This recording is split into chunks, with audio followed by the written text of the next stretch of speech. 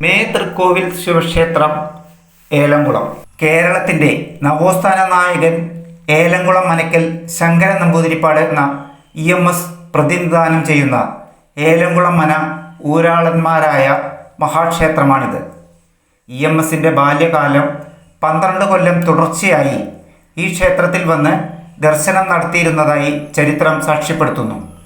സ്വർണ്ണ പ്രശ്നത്തിൽ പോലും 3000-ൽ പരം കൊല്ലങ്ങളുടെ പഴക്കമുള്ള ഉപദേവന്മാർ ഇല്ലാത്ത ദക്ഷിണാമൂർത്തി ഭാവത്തോടെയുള്ള മഹാദേവ പ്രതിഷ്ഠയുള്ള ക്ഷേത്രമാണിത്. ഏലംകുളം തൃക്കോവിൽ മഹാശിവക്ഷേത്രമാണ്.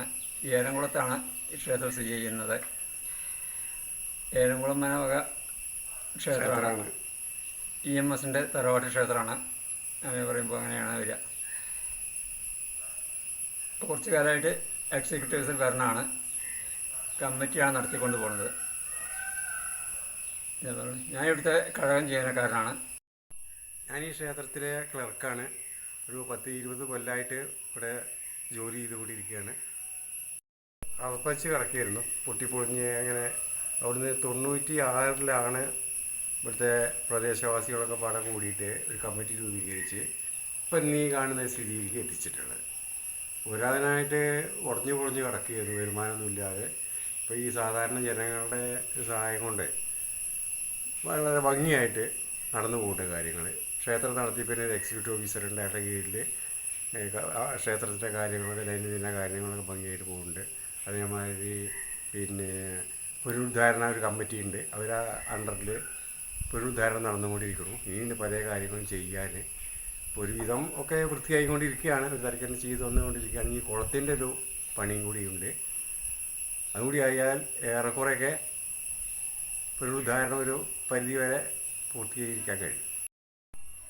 ഇവിടെ രാവിലെ 6 മണിക്ക് നട തുറക്കും. അത് കഴിഞ്ഞ് ഗണപതി ഹോമം, മത്സ്യനൈദ്യം ഇതെല്ലാം കഴിഞ്ഞ് ധാരയും കാര്യങ്ങളൊക്കെ കഴിഞ്ഞ് പൂജയ്ക്ക് തുടങ്ങുള്ളൂ. ഒരു 8-8:30 ഉള്ളിൽ പൂജ കഴിഞ്ഞ് നടക്കാവുന്ന രൂപത്തിലാണ് ഇവിടുത്തെ ചിട്ടവട്ടം പോകുന്നത്.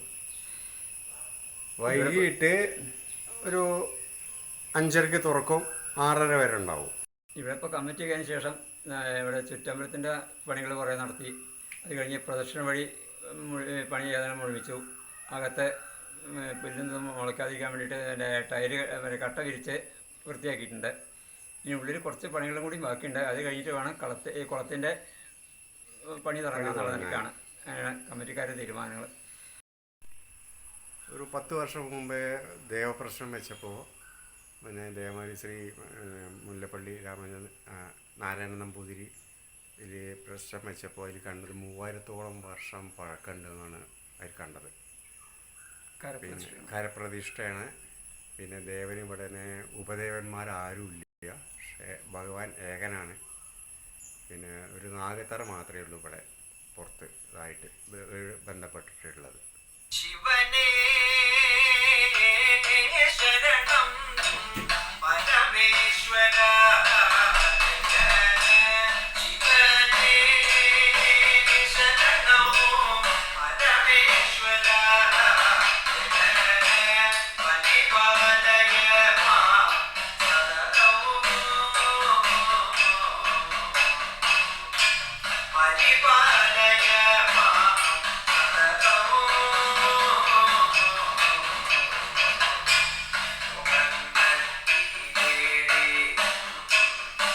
Shut